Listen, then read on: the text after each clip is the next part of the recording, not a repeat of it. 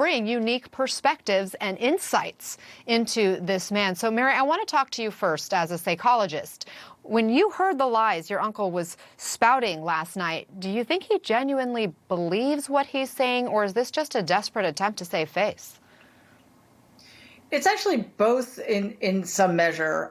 First of all, in my family, certainly according to my grandfather, the absolute worst thing you could be was a loser.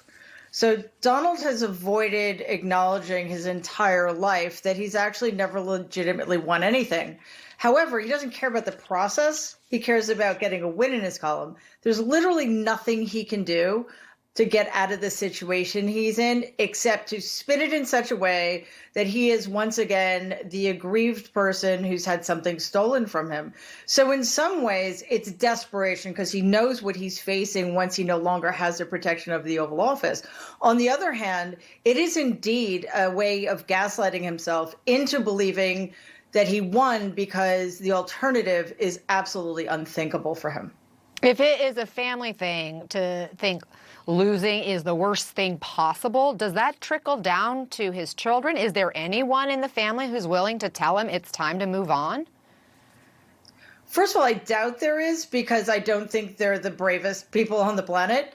And they also have a lot at stake here, too. Let's not forget that. They're probably just as desperate to have him hang on to power as he is in some measure. But beyond that, even if somebody were willing to, he's not going to listen to anybody anymore. Barbara, yesterday we learned that the president called the governor of Georgia to try to get him to overturn the election results in that state. Does that kind of pressure campaign bring to mind any memories of how Trump used to do business with people? Well, you know, he always had the leverage. He always had the ability to, trade something that people wanted. And that's why he was able to be somewhat successful in what he did. Would he go to the nth degree? Would he reach out to somebody? And absolutely. Even the most ridiculous thought, well, maybe this guy will do this for me. Well, and of course, he didn't do it himself back in those days. He sent an embassy like Giuliani to go make a fool of themselves with the hope that maybe, 1 million chance they could be successful. But he wouldn't leave a stone unturned, absolutely not. So if he's doing it himself now, what does that tell you? Pardon? If he's doing it himself now, when in the past he's used other people to do his bidding, if he's doing it now, what does that tell you? He ran out of people.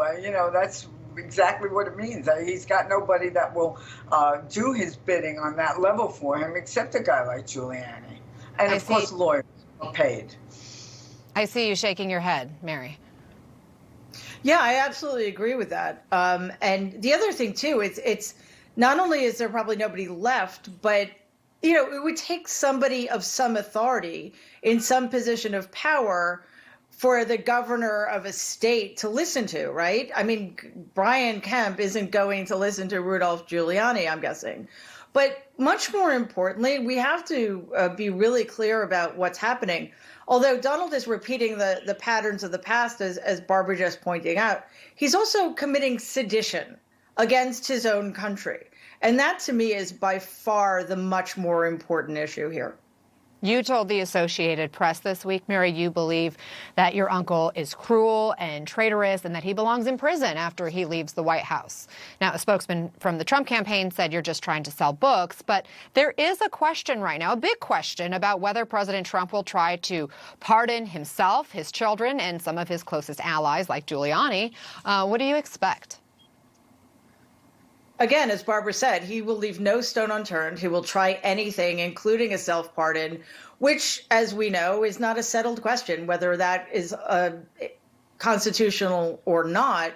But no matter what, we need to understand that in terms of his COVID response alone, he's engaged in criminal activity. In that case, criminally negligent homicide or worse.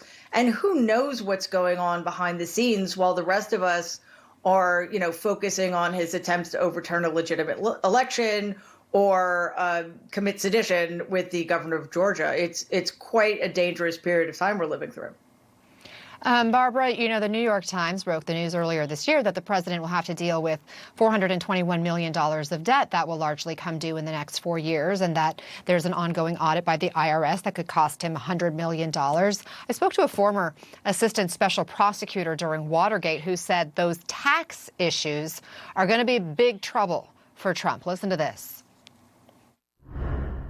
Keep in mind, one of the major areas where the Trump family is really open to possible prosecution has to do with their taxes. And one of the major investigations that's been going on has been with the Manhattan DA's office. And there's no way that Trump can do anything to stop that. He has zero power to grant a pardon that would anyway nullify that. Barbara, how did Trump get out of financial troubles in the past? Well, I don't know that he has. I mean, actually, he's been stretching this out with this so-called audit for many, many years. And so who knows what's going to happen with that. And I think he would stretch it out for a longer time, also, even more because of his lawyers and his accountants. But, he had big financial problems in the late 1980s and early 90s. And the way he got out of it was simply that, the banks thought he was too big to fail. And so they let him get away with things that a person that had a mortgage, to say, would never, ever do. The bank let him go ahead and keep a lot of his property and be the active developer on a very big project on the West Side because they thought that it would be worth more with him getting approvals on it than it would be with just, selling it at a fire sale. He's always been very lucky in his life. We used to say among our crew that, he had a deal with the devil. And even in that, he was lucky in that they felt that they needed to keep him afloat because, believe me, they did not want to. And those banks, oh boy, they left him they ran like rats from a sinking ship once this was over. That's so interesting. And you talk about how they thought just his name brought value. I wonder, we don't know what his brand is going to be now after the presidency, Mary. But as we look ahead to January, do you think there's anything that would get your uncle to sit there on Capitol Hill to watch Joe Biden get sworn in as president? I don't think there's anything on the planet that would get him to speak. One, that would be a concession. Two, it would be an acknowledgement that the incoming administration is legitimate and Donald wants to avoid that at all costs. And three, it would be missing an opportunity to take the spotlight away from President Biden and to himself. I think it's much more likely that he counter-programmed the inauguration somehow by holding yet another rally of grievance and COVID transmission. What's the best way to, I guess, counter that? How do you break that kind of a barrier, Mary? I got to be honest with you. I think a lot of this is up to the media. As soon as Joe Biden is sworn in, he is the president of the United States. Donald's relevance needs to plummet precipitously, and he needs not to be covered anymore.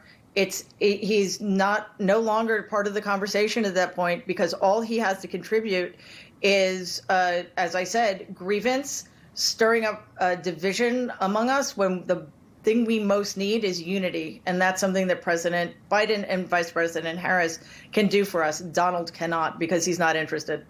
Barbara, there was a quote that caught my eye in the New York Times from a Shakespearean scholar from Harvard who said this: "This is a classic Act 5 behavior. The forces are being picked off and the tyrant is holed up in his castle and he's growing increasingly anxious.